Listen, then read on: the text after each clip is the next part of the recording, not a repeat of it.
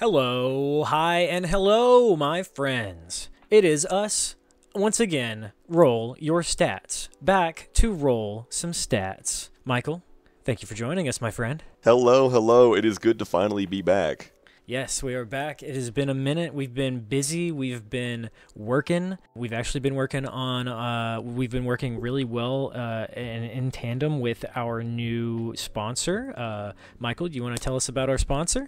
Our new sponsor for these following episodes is us. We make What? dice now. We are a character creation crew as well as a die casting cast. Oh, I like the sound of that. Yes, here at Roll Your Stats, we decided to branch out a little bit and actually make the things that you're going to roll your stats with. We have, if I remember right, a few hundred, maybe a few thousand color combinations that we could choose from. We will do anything from metallics to mattes to translucents to glittery, shiny. We are not picky. We will make anything that your heart desires. We even have an emphasis on glow-in-the-dark dice. And not just the kind of glow-in-the-dark that you would imagine as a child, the novelty that never really worked. No, our glow-in-the-dark dice work the way that you wish that they would work when you were a little kid. There's no more taking them to a window. There's no more holding them up to a lamp and wishing that they would actually work so you can show your friends. No more looking over at someone and saying, trust me, they definitely glow.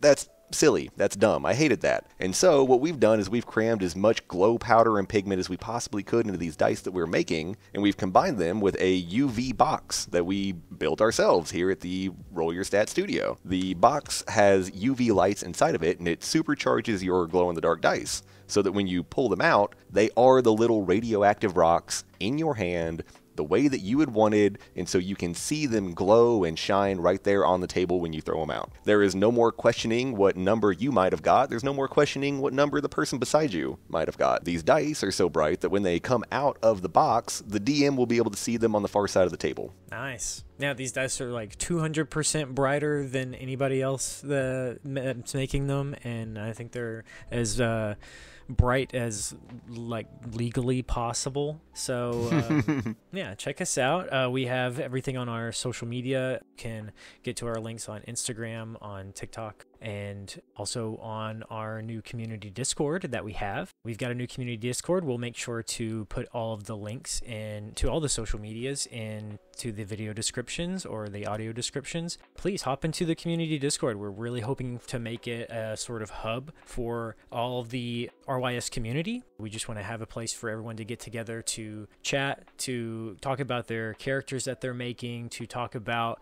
how they feel about this new transition from 5th edition to 5.5. We just want you to at us, get in the Discord, talk to us. Yes, at me, please. I would love to hear about your likes, your dislikes about 5.5, what character you made, what kind of dice that you want. We would love to hear from you. So speaking of which, we rolled up a little bit of a character in the butt end of the last episode. I believe we rolled us up a Triton Bard. We did. We finally got one of the weird races, the ones that you rarely see ever on the actual tabletop, the Triton. I was so excited to see the strange ones, that's always so exciting to me. So, Triton, speaking of which, that's one of the ones at the very bottom of our list. One that you don't see too often. Do you mind telling us a little bit about the Triton? The Triton hailed from the plane of water. They were created, they were crafted on purpose by a god that they refer to as Persona. Persona created the Triton out of magically imbued water, and they were used as guardians and defenders of the original. They were created to fend off the great evils, the Sahuagin, the Leviathans, the Krakens, the bad guys of the darker depths. And they succeeded. They succeeded well. They ended up pushing the darker denizens of the plane of water into what was called the darkest depths. From the darkest depths, the evil races, I guess I should say, created a portal to the prime material plane. After a relatively extensive peacetime in the plane of water, the Tritons grew a little restless. They were wondering where their age-old enemies had gone to. When they tracked them to the darkest depths, they found that there was a portal now there sitting open wide to the prime material plane. From there, they followed the Leviathans, the Krakens, the Sohagan, the Cthulhus, if you will, to the prime material plane where they felt responsible for the evil that they had kind of unleashed onto this brand new world. And so they set up most of their societies along very, very deep trenches where they constantly combat the forces of underwater evil. Okay, I see. Sort of like these underwater defenders from another world. Yes. Very, very much so.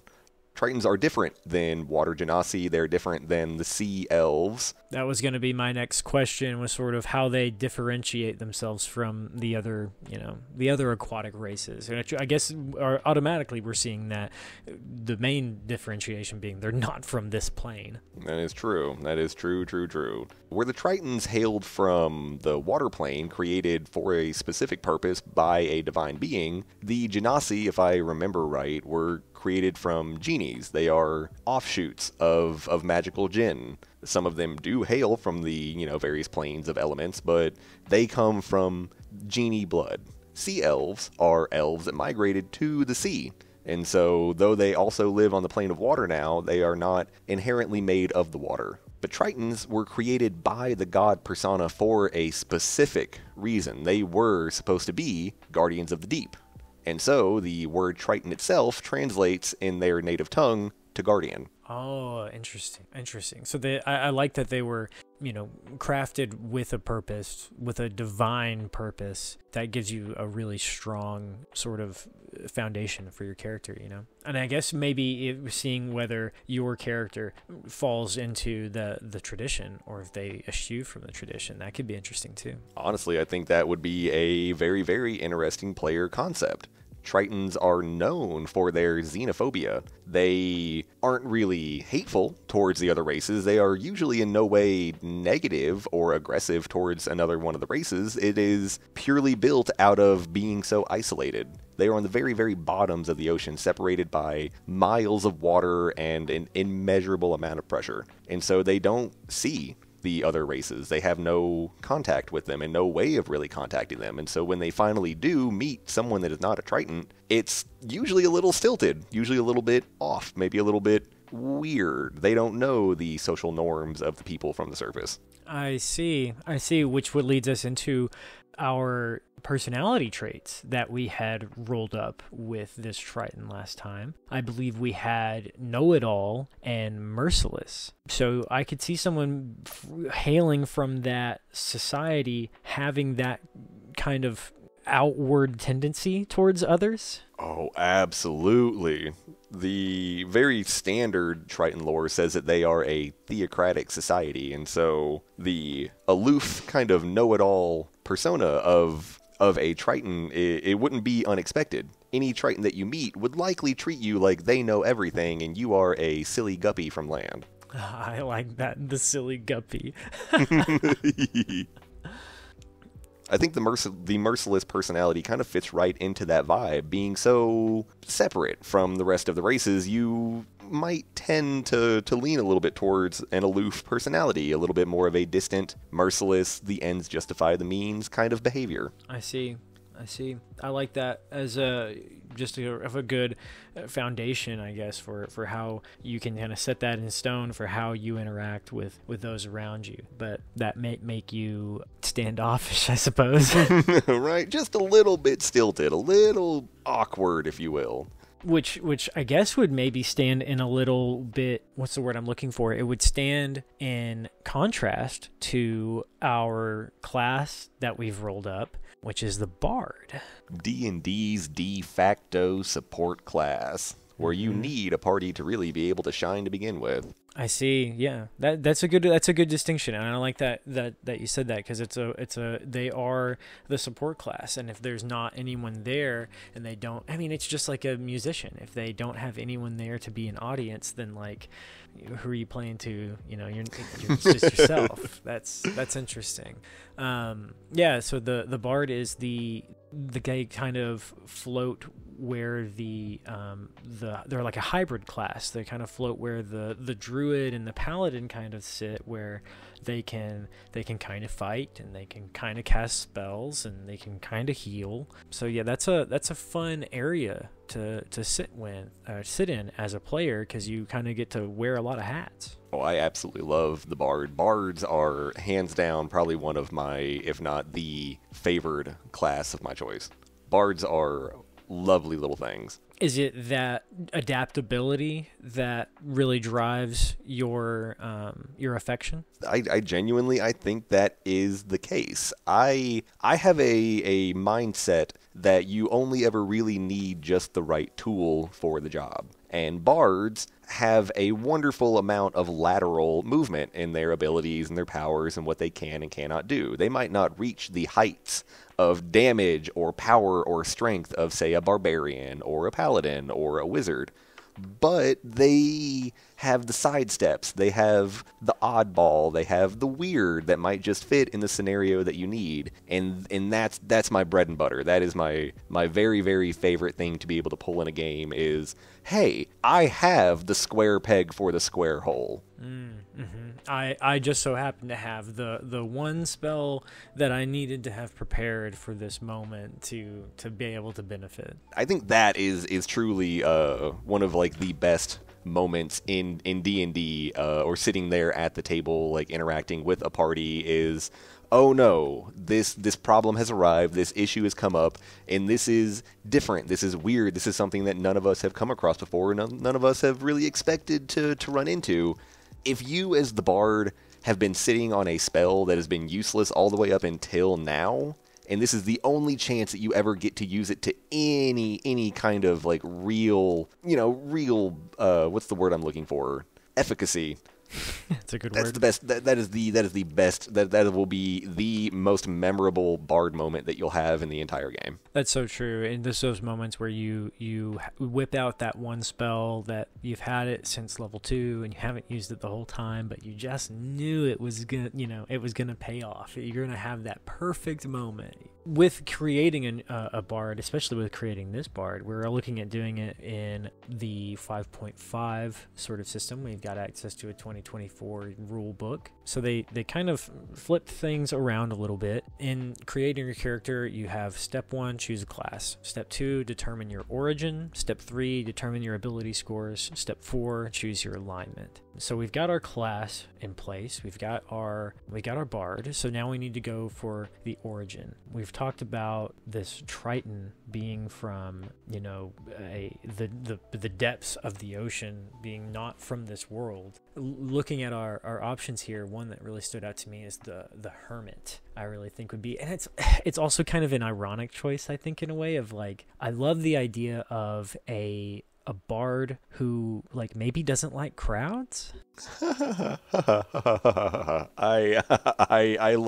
love that. I do. I love that. What an odd juxtaposition to kind of be in. The very charismatic, the very influential hermit. And hey, that does actually check out too, because think of like the, what's his name, like the Mr. Miyagi, like the guy who's like, he's off and he's doing his own thing, but like whenever the person really gets to know him, he's like actually like really damn cool.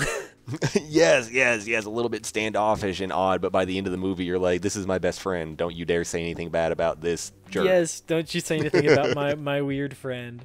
So the way that would work with Hermit is you then choose ability scores to get improved based upon the choice of your origin. So you would go between Constitution, Wisdom, and Charisma.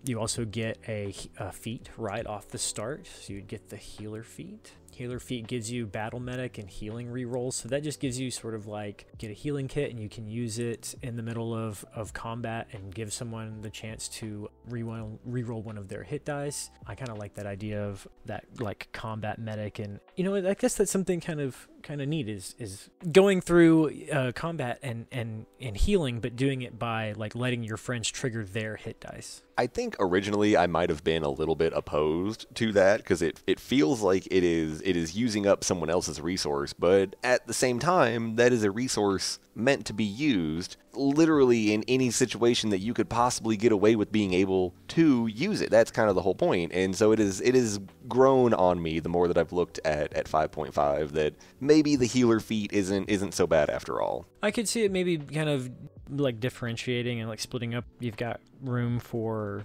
like you can use the hit dice to heal, and then it's like, oh well, now I can also use my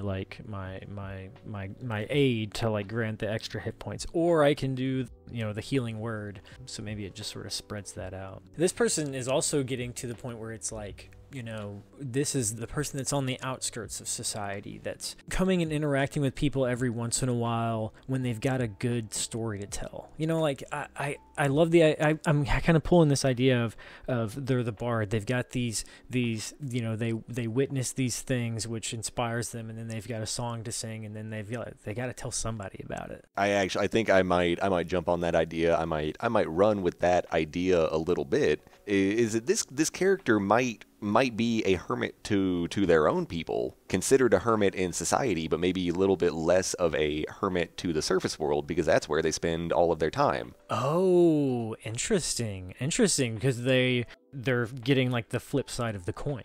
Yes, yeah, like for a Triton, they would look at this character and be like, oh yeah, no, you don't ever see so-and-so, they're always so far and so distant, like they're a hermit, even amongst us. But if you were to talk to the local fishermen, the sea elves, maybe, like some water genasi that are around, they interact with this person regularly, because to them, they're not a hermit. They've just kind of shifted maybe their societal role. Maybe they even see it as it is their duty to tell the land folk of what the Tritons are capable of. Oh, and spin tales of, like, you had talked about how they were their guardians of this other plane of existence. They are defenders against like these mighty beasts from the deep. And so like, someone's got to tell you like, hey, look, we're covering your butts from some stuff that you don't even know about.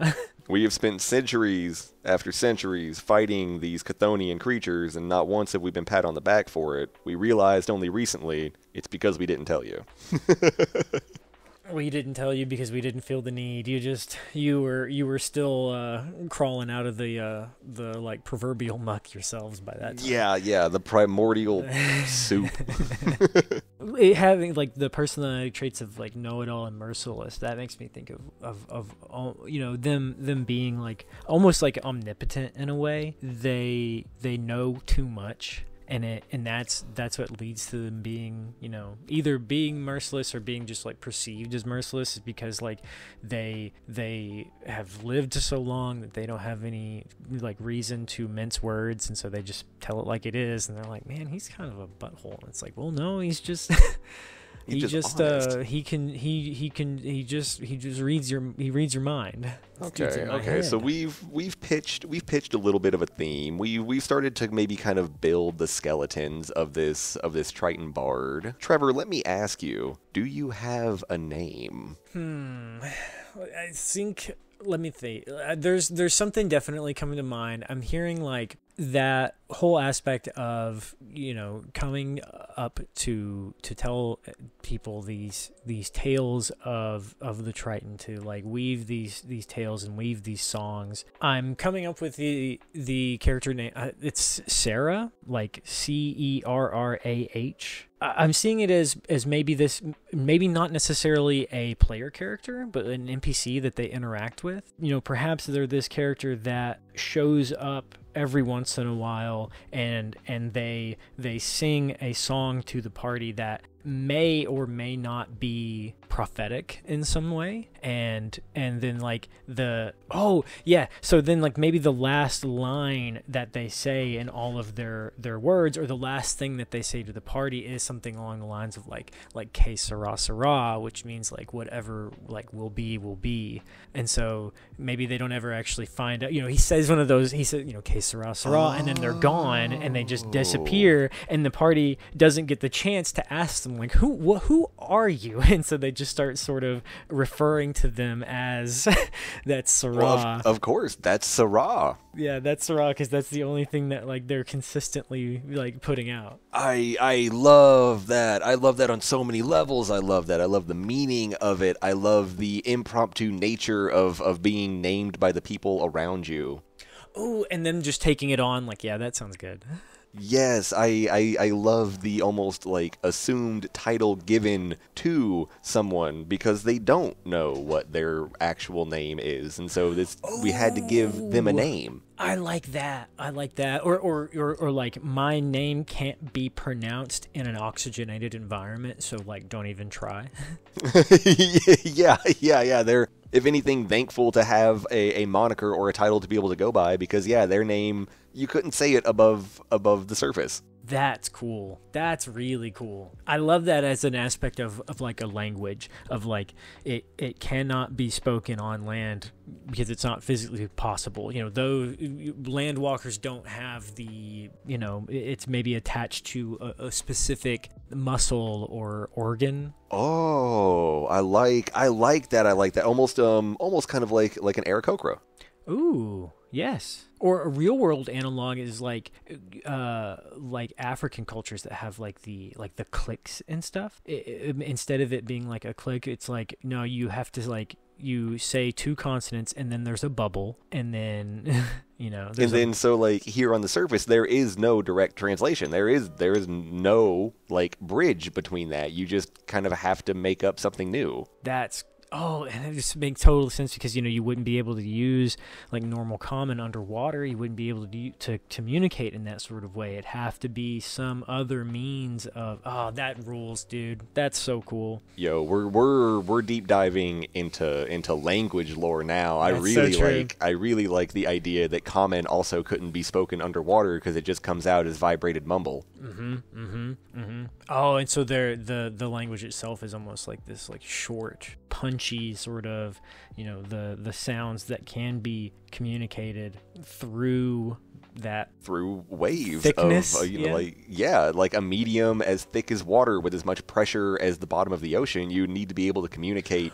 Oh, yeah, it would probably be harsh. Point. It would be staccatoed. It would be like jarring, or you know, like so low it's just like rumbles. Like, there's so many options. It's just, you know, I like that, a name that you really you feel the names, you feel the language between Tritons more so than you actually hear it. Whoa. Because they don't kind of have an ear translation. Yeah, they don't need it under there. Or you know, there's also you know, I guess maybe it wouldn't work for them, but you know, if there's like anglerfish too, they communicate through light. That would be really neat as well.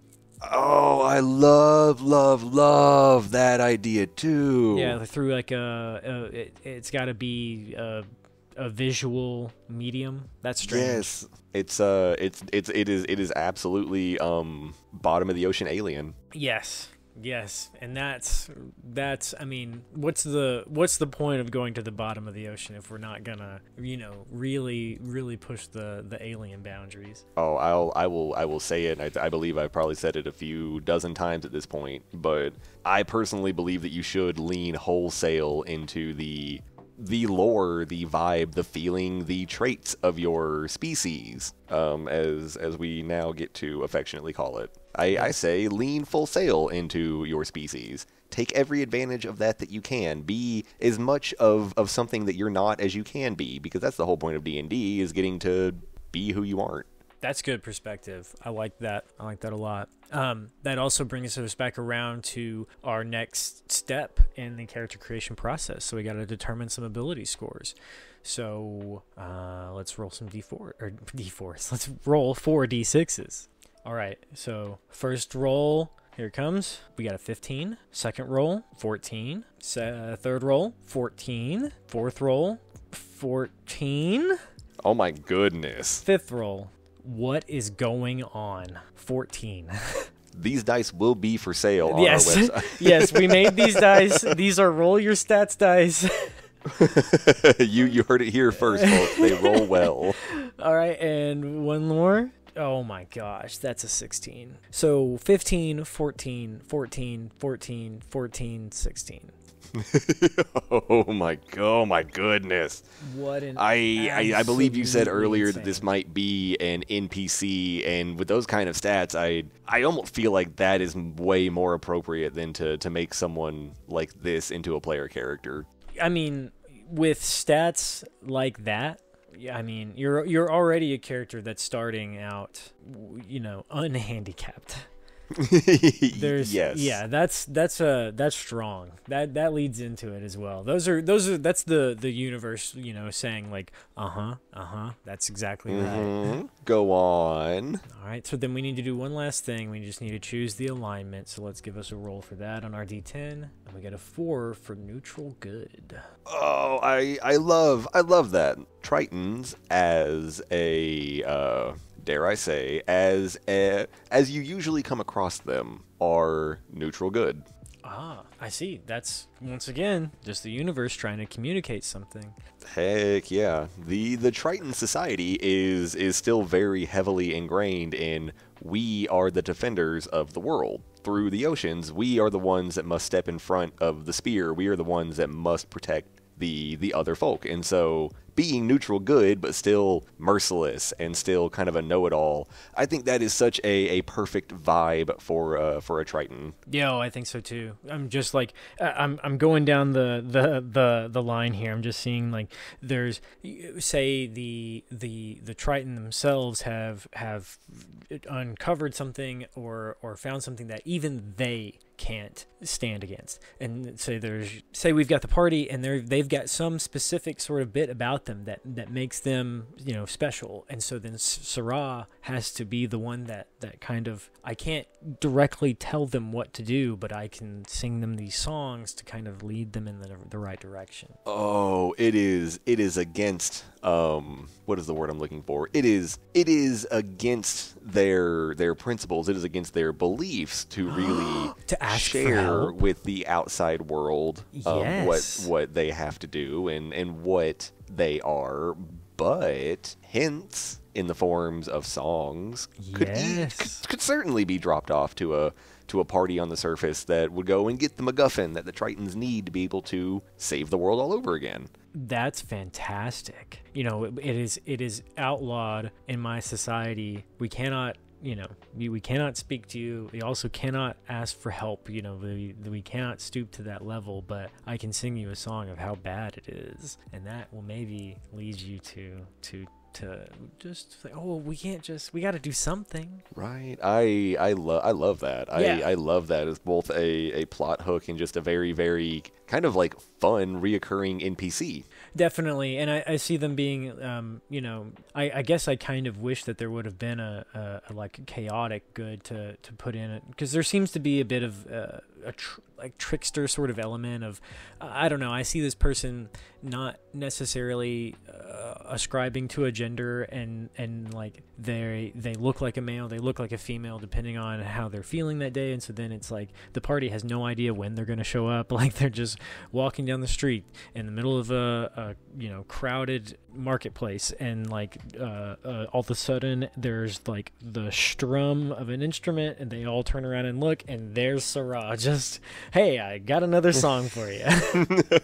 Oh my goodness. You need a little bit of direction? Que Cerrah, Cerrah. Oh, you just finished with your quest. You just get done getting your hands on the loot. You finally make your way back to port in your ship. You go to sit down at a tavern to have the first drink on dry land that you've had in who knows how long, only to have a mysterious bard come through the door and sing a song that no one there has ever heard of before.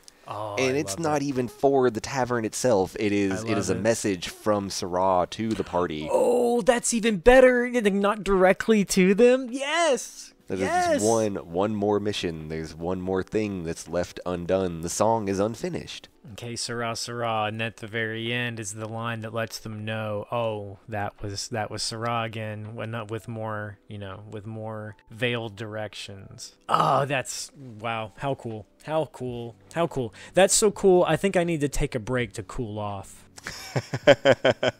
We'll be right back with more Roll Your Stats.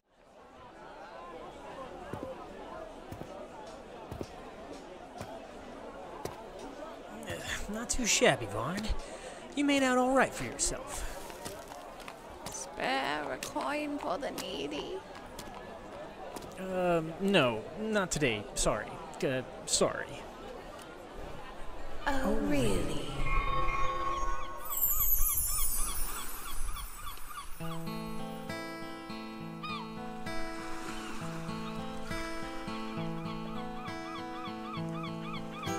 so we meet again. The pleasure is all mine. I'll sing a new refrain. Have you seen my signs? Behold, my fellow travelers, a story wild but true. I'll act as the unraveler of mysteries of you. Ahead you'll find a question to make you ask your team. Of your companions, which one, if lives are knit to see? Your expectations shattered. Are you sure what you saw? Or does it even matter? Cerrah, Cerrah. This path you take is hardened. The road is weathered well. Bit off more than you bargained, and waves of anger swell. And who will pay the penance? Could it be this time? This very world, its tenants, whose bells of death do chime. Presented with a chance, but could your time be fleeting? A deadly bladed dance, whose hearts will remain beating. Alas, my face is blue. I find my voice gone wrong. So at last I say to you, Cerrah, Cerrah.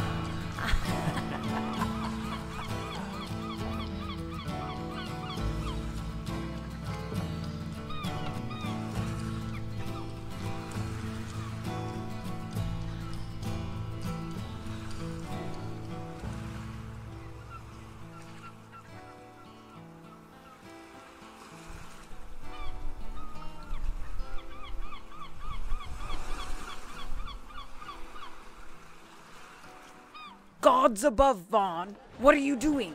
We have a job to do.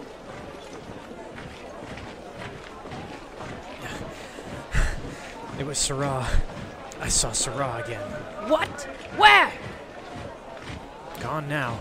They looked like a beggar. Oh, come on. How do you know it was Cerrah? They caught me in a trance, Domhnall. Why would I lie to you? Okay, Vaughn. I believe you. What did they say? What did it mean? What they always say. Madness. What will be, will be. Okay, Cerrah. Hello, hi, and hello again. Welcome back. It's Roll Your Stats.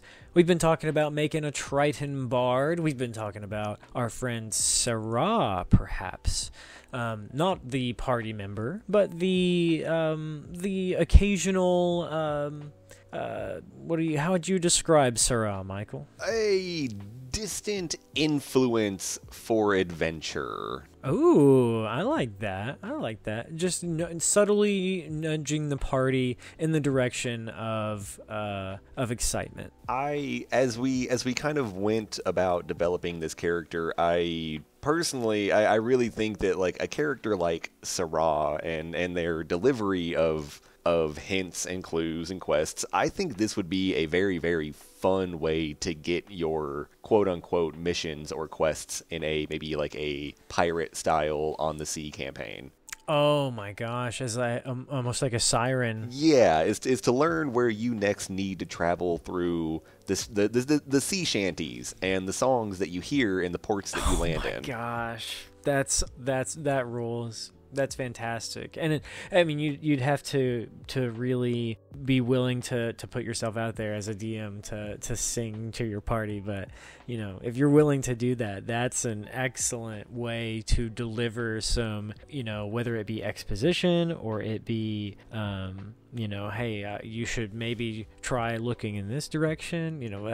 That's fantastic, dude. Right. I think that is such a fun direction to be able to go for a handler or a quest giver. Yeah, and to be able to deliver it all with whether it be an A-B sort of rhyming scale or some kind of like that where you get to play the demon Etrigan.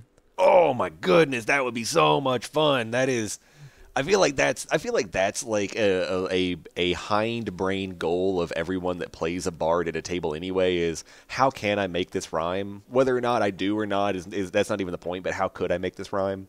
How could I make it rhyme? Yeah.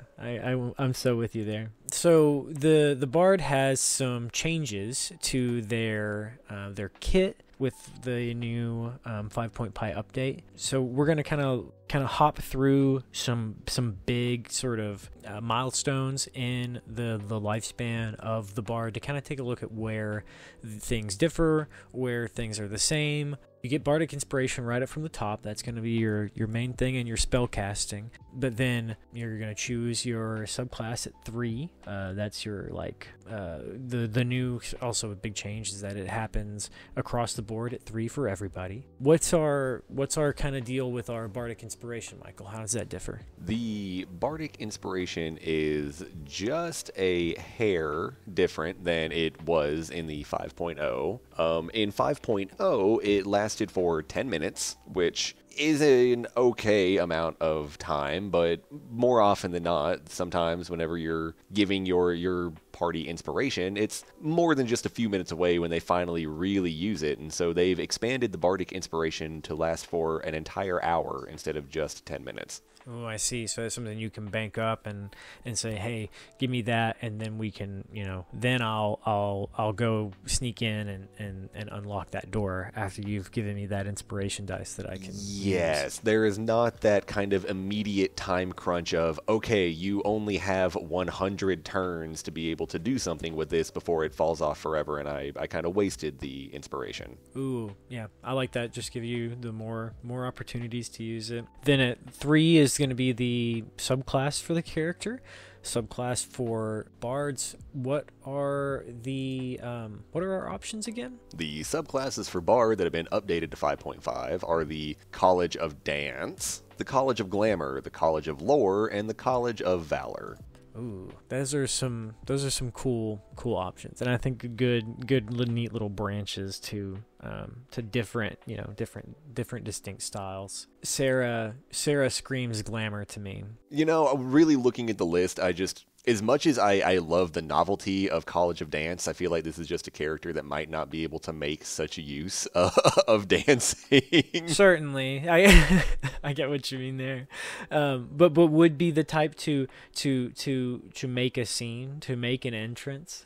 Oh, absolutely. A beguiling nature, if you will. Ooh, I like that. Yeah, that's one of the features of that. So then let's hop down the scale to a little bit of like mid ground for the character. Around, if you were like 11ish, you would have the new version of the counter charm and then the new version of magical secret. So what kind of changes are we seeing there? Counter Charm has been updated. Previously, you were kind of locked into having to choose to use Counter Charm on your turn. One of your allies, a teammate, a friend, or just an NPC that you don't want charmed or frightened had to have already been charmed or frightened, and you had to use your action to kind of snap them out of it, and it would give them advantage on their next roll. Wizards kind of realized that that's a little bit clunky.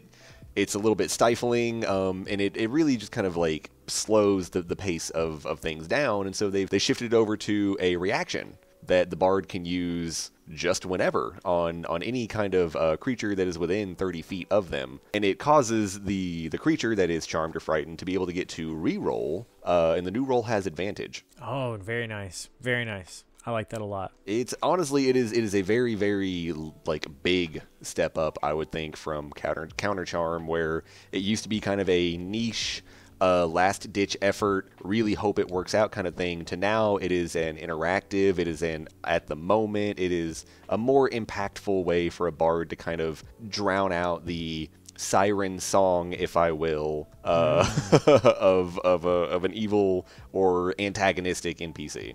Yeah, I really, as a person who likes to play martial characters and who usually gets like locked up by charms and frightens and things like that, giving somebody in the party the ability to, hop across the battlefield, flick by, and like with their reaction, wham, and save my butt, I'm all for that. That's definitely cool. The magical secrets, that's got some big stuff, yeah? Yes, Magical Secrets is very different. The earlier version of Magical Secrets, whenever you hit level 10, you'd start being able to pull spells from other classes, but it was a set number of spells only at level 10. And then if I remember right, I think College of Lore gave you the option to maybe be able to pull a few more spells. Well, now at level 10, whenever you are a bard, the prepared spell number in the bard feature table increases, and when it does, you can choose any of your new prepared spells to be from the Bard, Cleric, Druid, or Wizard spell list, and the chosen spells count as Bard spells for you. In addition, whenever you replace a spell prepared for this class, you can replace it with a spell from any of those lists. I see. So you're just your world explodes to you. Your flower blooms. It really, the world truly opens up, and I will be the first one to say it. I absolutely love this brand new toy for bards. I, in my heart of hearts, do not believe that this ability is going to make it to the end of 5.5 and see 6th edition in the form that it's in, because Magical Secrets, as it was already very powerful. But now just being able to essentially be a caster of almost any speciality while getting to just stay as a bard, that's wild. That is a wild, insane jump of power. And so I love this new toy while we have it, but I have a very distinct feeling that it's only going to be around for a while until it probably gets changed into a more normalized iteration. There's an interesting sort of kind of feel about it. It sort of encourages you to not have to subclass at all. To say, like, the bard has it all built in. I think you really hit the nail on the head with that one. Bard is a class that it really felt like you could get a lot from a dip here or there, or kind of branching out into another subclass. But now I would argue to say that you probably want to stay bard for the entire 1 to 20 run, just because the spells that you could get are going to be astronomically different than any other class that would be able to get spells at that level. And the specific spread to you is going to be so broad. That's the thing I think would get me. I think I wouldn't be able to choose. I think I'd just be completely stuck. That is also fair. I'm sure that some very, very intrepid number monkeys are soon going to find the most optimal way to use that, but it gives you just so many options that, like, really what is going to be optimal in your game or anyone else's game it's never going to really be the same. And it gives you it gives you the chance to really branch out and do some weird. Yeah, and that's also kind of what the bard's all about. It's just like being that weird character that pulls out that weird stuff, and like here's access to even more weird stuff. We love weird here. We do love weird here. So then, if we were going to go all the way to the max, if we were looking at a level 20 bard at the end, there's things like the superior inspiration that makes sure that you always kind of have it. If you roll initiative, you get a couple back if you have 2 or less. You also get your epic boon at level 19, which would give you a feat of your choice from the epic boon special portion, which are, I guess, like a specific kind of subsection of feats that you can only get at 19. That's the prerequisite, that are sort of like a specific, thank you for coming all this way. Here's a big boy thing. The one they suggest is spell recall, so you get a +1 to your intelligence, wisdom, or charisma to a maximum of 30, and then you also get free casting, so that's whenever you cast a spell that's 1 through 4 spell slot, you can roll a d4 and potentially get that spell slot back if it matches.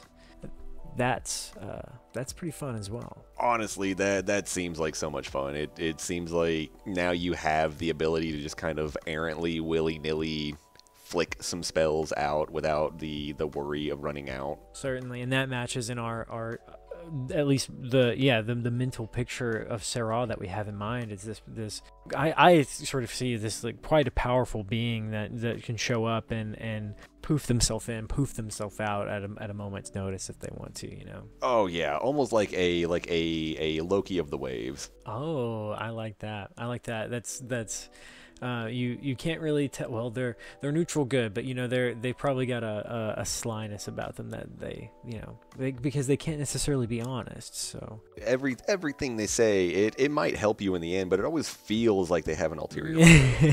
It just kind of feels kind of rough.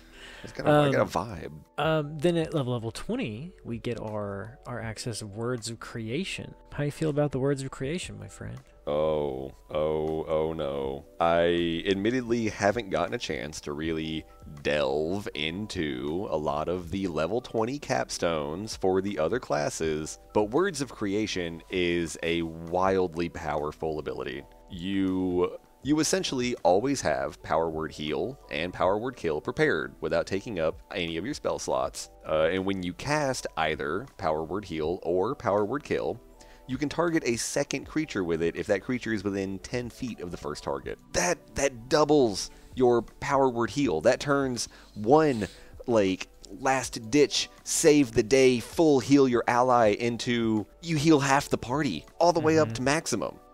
All the way up to the tippy top. Remove any sort of, what is it, like status effect and put them back on their feet. That's awesome. Yeah, I think it is almost any status effect that's really worth its salt. You just scrub it away. Not important no more. And alternatively, you blow someone and their brother off of the face of this planet. Yep. Power Word Kill is dirty dangerous, and being able to fling that kind of power out to two creatures is just, it hurts. Simple as it just this is going to be a deadly combo. And that's a significant reward that it makes sense that they save for giving to you at the max level for the character. I would agree. I say that is a very, very fair, a very fair and very fun reward, especially if you're going to get all the way to level 20. And really, at level 20, Power Word Kill and Power Word Heal, as powerful as they are, shouldn't be completely game-changing, game-breaking abilities anymore. You should be dealing with a category of enemy or monster or problem where it may be not necessary, but it should be something that you almost need in your back pocket to be able to do battle with demigods kind of thing. Yeah, good point. At that level, yeah, that makes so much sense to me. Yeah, you got to be able to hold your own against potentially, celestial sort of level enemies. 100 HP for a Power Word Kill might not be all that disastrous for an adult dragon. Wow, you're so right. And he just flinches. Right, yeah, that might be just enough to really bother them. Dang. And so then, looking at these colleges, at these subclasses, at these other options, choices that we could kind of push Cerrah into, I'll be honest, personally, I just don't see College of Dance really panning out, unless maybe it is a purely visual thing in the water, but that seems a little bit odd. Which one of these colleges really, really hits for a character like Cerrah? There's lore kind of makes sense for me because of being from these, this ancient people and knowing these sort of deep dark secrets, but it's just not as fun as College of Glamour is. And there's something about glamour and it's demanding attention and stealing that attention that I can really get down with. I just have this mental image of the party sort of working their way through, just whether they're in the forest and they walk past a tree and suddenly they're standing there and one person is completely beguiled by them, or they're in the middle of the desert and the party's sleeping and one of them is listening to the fire crack and all of a sudden they realize that there's rhythm and they open their eyes and Cerrah is sitting there, singing a song to them, paint just me a picture. Yeah, those are, I have that, and they specifically need to show someone in the party something something. So they used their charm person on that party member and lead them away, or they used their command on a party member, and it's like a scary moment at the time, but they realized that, you know, they were leading them to something that they had previously missed, you know. Maybe a chance for the DM to get to, like, look, you totally flubbed this roll earlier, but let me give you a chance to fix that. Yeah, that's that. I have, you know, like every interaction with them is this like memorable performance. And so then what does College of Glamour convey? What are some of the, what's the cool thing in the college? College of Glamour is going to have things like that, you know, like I said, with the charm person and mirror image given to you. Those also, you get the chance to, whenever you cast an enchantment or an illusion spell, you can make a creature do a wisdom save to be charmed or frightened by you, which I think also really fits in to this. Every time that they show up, Cerrah, you know, they leave a lasting impression on somebody that was there. That commanding attention, like you were talking about earlier. It's certainly, I am here. You must look at me. Yeah, and I also kind of the image of they show up and they're out of nowhere and they sing a song like to a party member to direct them, but maybe they do it in like the middle of a crowd, and then suddenly they're gone, and the person that they charmed or frightened is not the party member, but like another person in the crowd next to them that's just like completely shook, like they just saw a god or something. You know, I actually really like that scene. I really that kind of stands out to me is maybe this beguiling NPC, this kind of very distant, shady kind of guide. The first few times they do weave their magic onto the PCs, but as the PCs get a little bit more wizened, they get a little bit stronger, a little bit more expectant of the effects. Oh, now maybe Cerrah is using it on the normal people, the crowd, the you know, Hobob standing beside the party member. But like just that interaction alone, like having someone whip their head around to the stranger in the alley and then running off, that is the party's cue of, oh great, Cerrah's here. Okay, Cerrah. Then they also get the Mantle of Inspiration. That's something that I believe is coming from the previous edition. Its big thing is that it does 2 times the Bardic Inspiration of healing, or temporary hit points rather, than just, I think, the standard 5. So that has, especially since you get that at level 3, that has the chance to immediately change the tide of battle or let you walk into a battle being totally confident. Oh yeah, that's honestly that is way better. I guess kind of looking back at it, like the limitation of only giving 5 temporary HP is really nice at level 3, but not so much at level 9.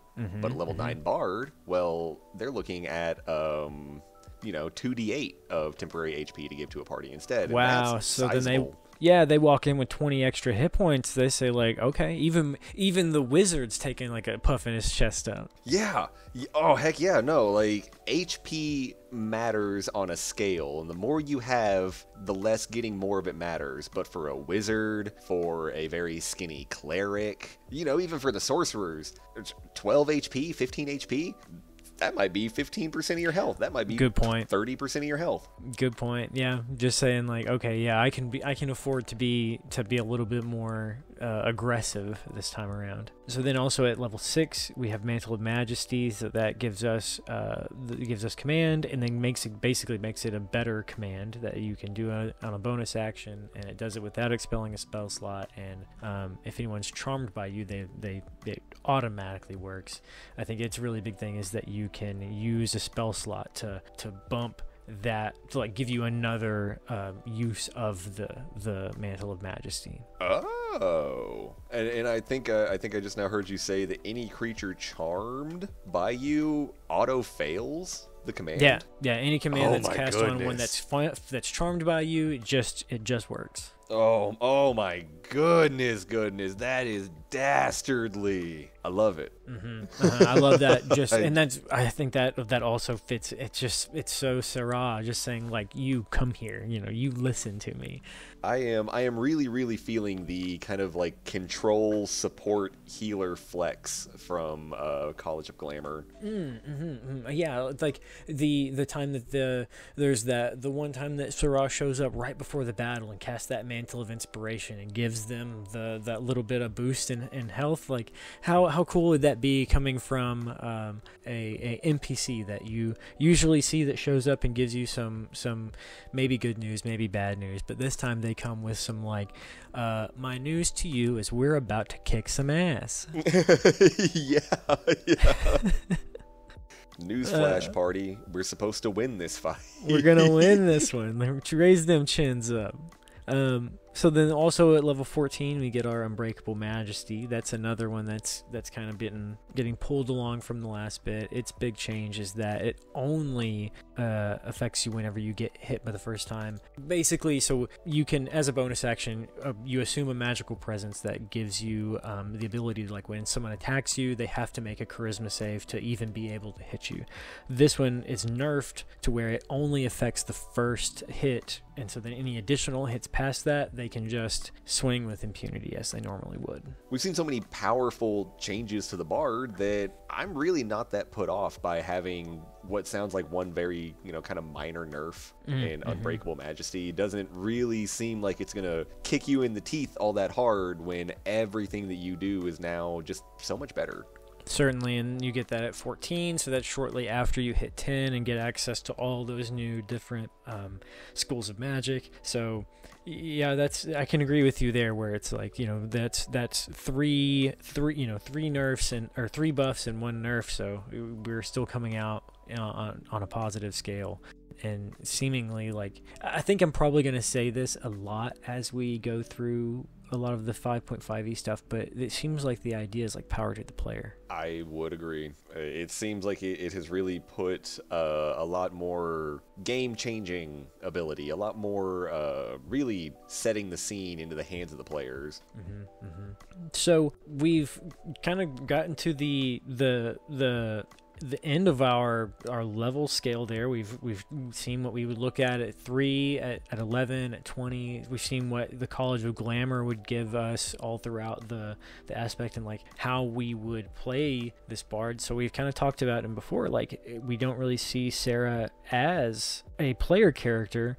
Where do we kind of see that these interactions happening? How do we see them using these abilities to affect the party if we don't see them actually like being played? I would use Cerrah, I think, as a handler, to maybe kind of, borrow a term from a different system. Cerrah is absolutely the party's kind of de facto boss. Maybe not from like a direct, we must listen to Cerrah kind of perspective, but more so from a, this sea witch won't stop telling us about magical treasure. And she's been right. He's been right. They've been right every time. And so we go to this weird cave. We explore this odd island. We always find treasure. And so we have no reason to not keep following the call of the siren.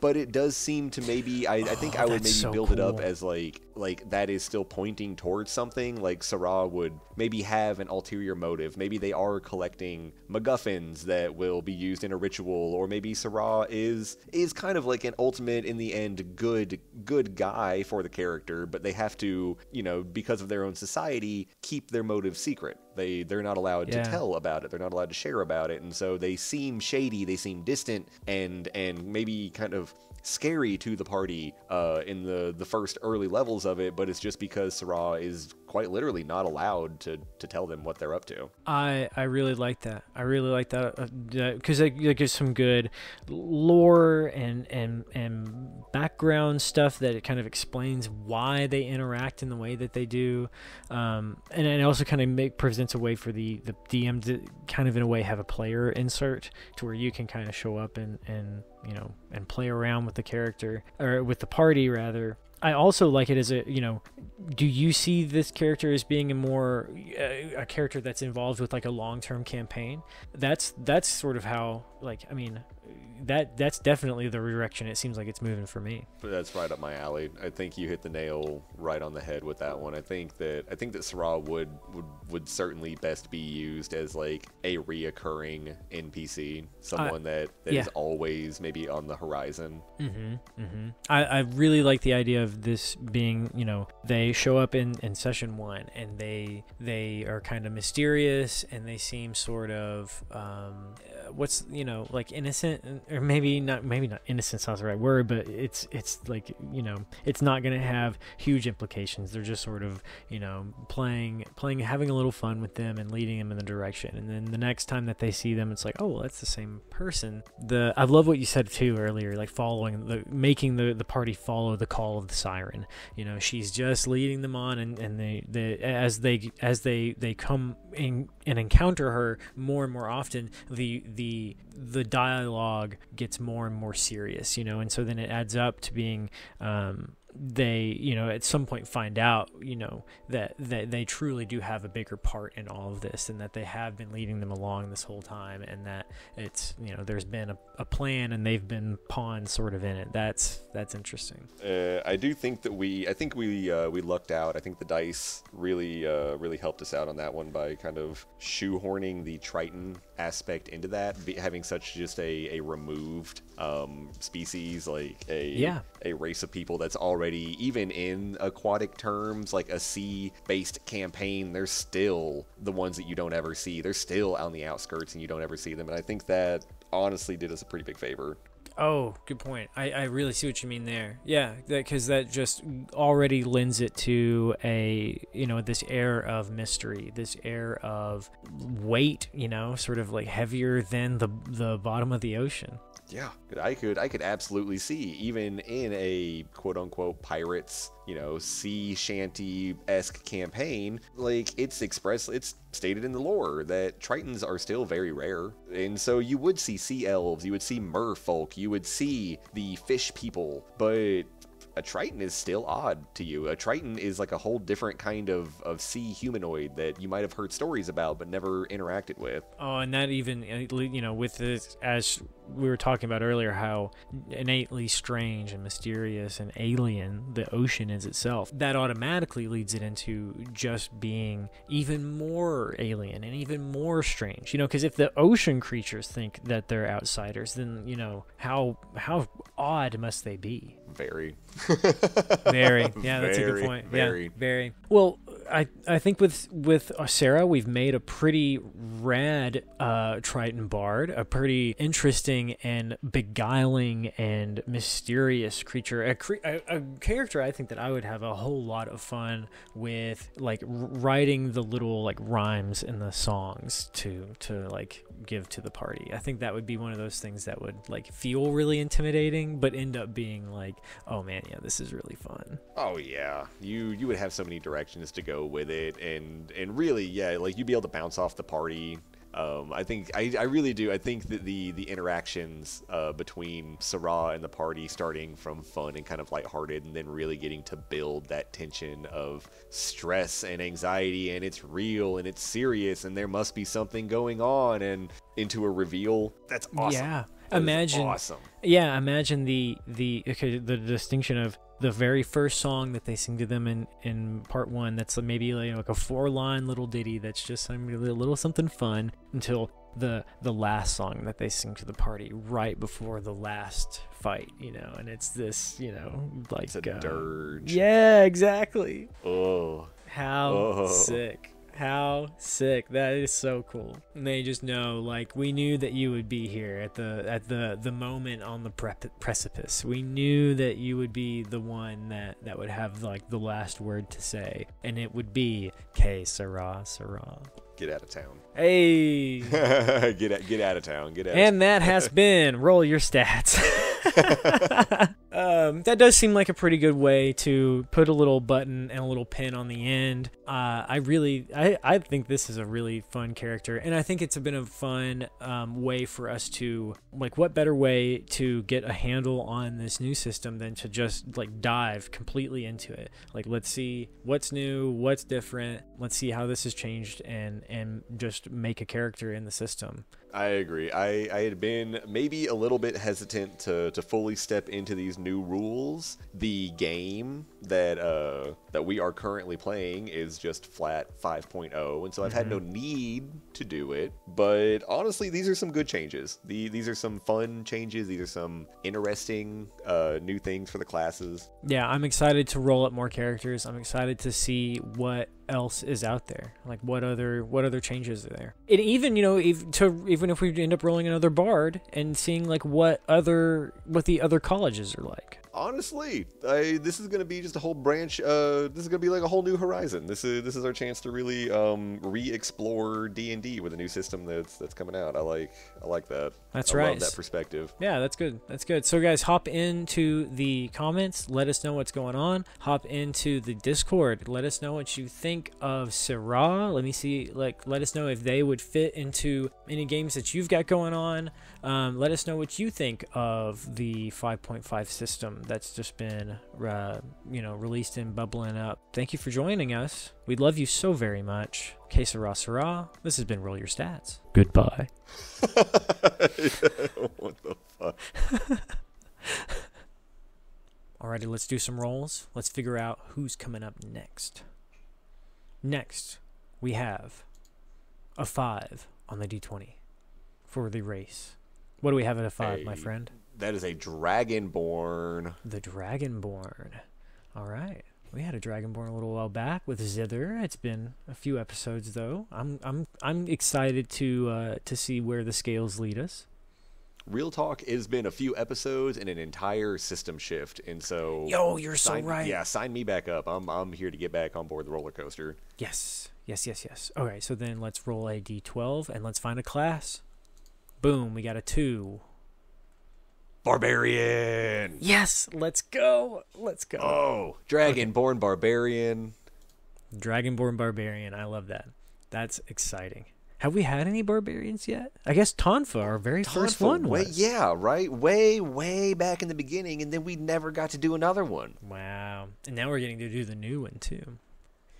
Okay, Here comes Put a smile on my face. Let's go to 2D100s. Okay, so we're going to switch up our system. We've got a new bank of traits, and instead of rolling 2D20s, we're going to roll 2D100s, and then we're going to pull 2 personality traits from that table. So here are our 2 numbers. We have 72, and we have 5. Okay. What do we have, my friend? All right. 72 wears masks to hide their face. Their masks show their emotional state of the day. Oh. And then 5 is a grumpy and discontent individual. They always seem to be holding in their anger. Well, that sounds like a barbarian. Real talk, right? I imagine there's going to be one mask that shows up way more often than the others. Like there is 4 or 5 masks you have. There's like a whole plethora of them. They're all different colors, but you really only end up seeing like 1 or 2 of them ever. Most of them is angry red. Yes, this is my rage mask. Yes. It's like, you do know you have other masks, right? And it's like, I'm aware. This pulls is the my mask rage down mask. above their below their eyes. Oh, that's going to be so much fun.